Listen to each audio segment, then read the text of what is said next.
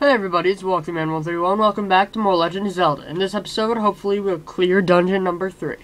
So I remember right, this dungeon isn't that horrible. Like some of the later ones are kinda dicks. I highly recommend picking up the silver sword before coming into this dungeon though. It's either this dungeon or the next one that you need the candle pretty much to complete. Oh, dark nuts, I hate these things. Red ones take 2 hits at the silver sword. Blue ones take like 4.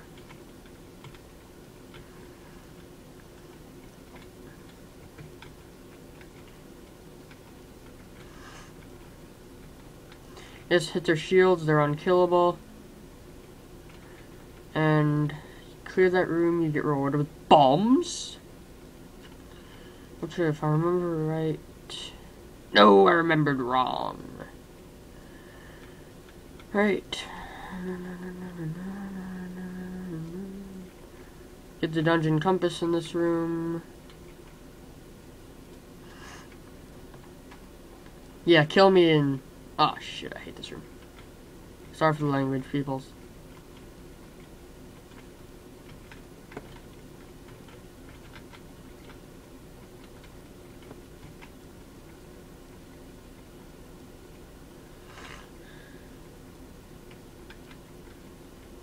Alright, sorry, I just really need to focus when I'm fighting Dark Nuts. Otherwise, my strategy at fighting them is horrible. Ugh. This room, don't even bother fighting them. Just go here and get the raft. Which, already, in almost 2 minutes of the video, we have this dungeon's main power-up. Excuse me for a sec.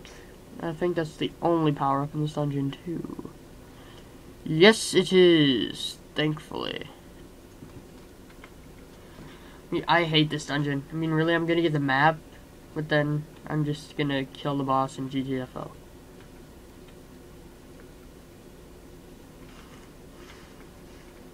Alright.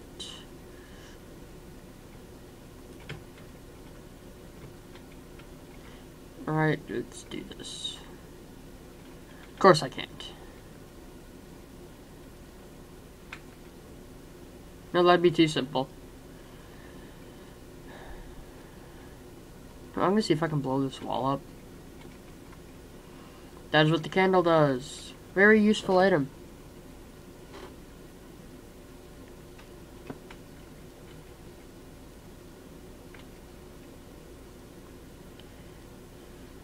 Alright. Let's do this. Yeah. Oh god. I'm like, don't waste that. No. No. Wait, I see shortcut. Generally, if there's a wall, or like a way there, you can generally blow your way through the wall. Now, the way to do this fast is to put a bomb and hope it explodes all of his heads at once. The easier way to do this, and uses less bombs, is just snipe each of his heads. As you notice, this, I don't know why, I think this is like the hardest boss, one of the hardest boss fights in the game. For your troubles, you get your 6th heart container, and a triforce piece. 3 minutes into the video, we clear dungeon 3. I like how this is looking. Yeah, now we get to do more dungeon finding, yay! You know, I like the dungeons, I hate getting to them.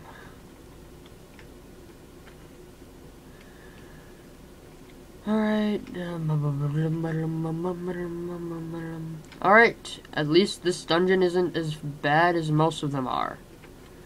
Some of these dungeons, like the one that I just did, takes almost an entire video to do and takes like 3 to complete. 3 minutes to complete. Another dungeon. Let's get cracking. Now, if I remember right, you do need to use the candle to beat this dungeon. Let's see.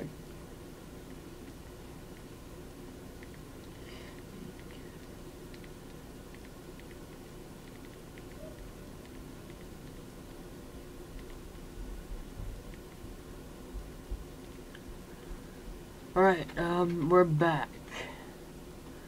I don't think you can ever use the letter again, so I don't know why it was put in, like, the key items, but whatever. Clear that room of keys, you get a key. Well, let's actually equip the candle. Alright, let's do that, and go forth! Oh, those things explode into the only real way I know of that you can see red keys in this game. And they respawn. Of course they do. Unlock the door. Link, don't be me. I swear to God, I cannot open a door for the life of me. If I have to use a key.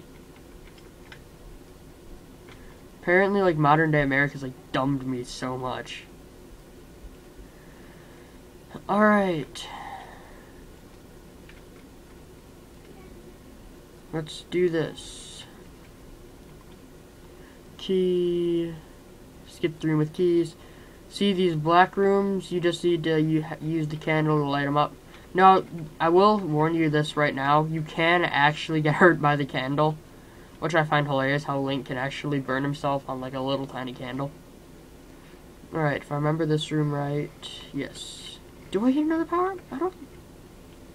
I think I get the most used power-up in this game, actually. Yes, I think you have to go through this door. Oh, sweet, I love this power-up, actually. It's one of those things you're like, seriously, Nintendo? But it was also really creative, though. So, red keys, they're faster. And apparently they have better AI, too. As long as it's red in this game, it's somehow better than if it's blue. Oh, likes. I hate those things. This is the kind of room where you really want to start pushing... Ow. Get hit by those shock traps, they immobilize your sword for a little bit. So in a room filled with likes, which are those new things, these orange squiggly thingies that I'm shooting that are taking way too long to kill. And they eat your magic shields if you buy one, so you have to go buy it again. So go down here, you get the ladder. If you're like me the first time you played this game, you're like, what could this possibly be for? Well, if I can clear this dungeon before the time limit, which I probably won't be able to, I will tell you. I will tell you! Alright, let's do this. Continue on. This lets you cross single spaces of water.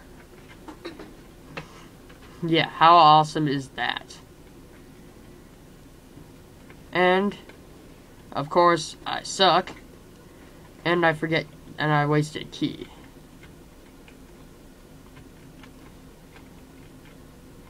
But it does allow you some nice shortcuts through these one-tile rooms. So, I like the ladder. It's a good item. And you can use it to get through lava, apparently. Which is like the ultimate example of Nintendo logic in this entire game. Alright, let's light this puppy on fire. Let's light this popsicle stand. This game actually has a surprisingly low amount of flicker for how many freaking enemies are in it. For an NES game, this game is actually quite impressive. I definitely think it looks... yeah, this dungeon, if I remember right, is actually the next dungeon. We have to fight one of those things as the mid-boss.